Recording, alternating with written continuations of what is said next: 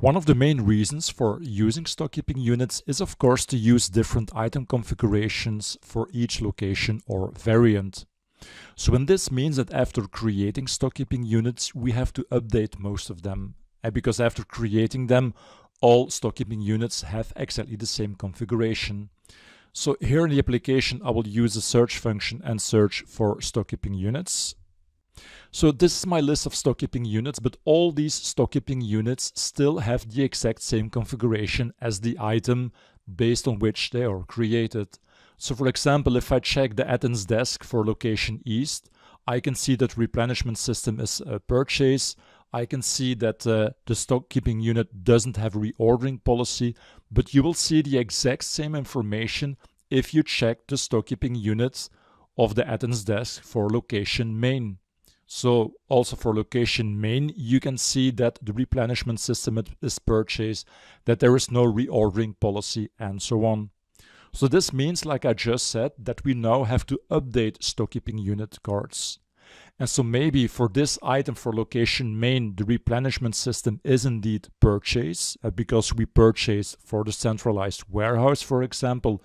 And I would like to do this with a reordering policy of maximum quantity, reorder point of 25, and the maximum inventory of 200. So these are just some examples, of course.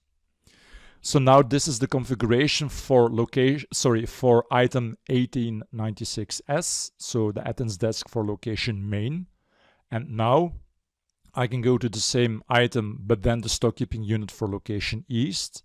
And here I would like to set the replenishment system to transfer. And I would like to use the reordering policy lot, for example, you see.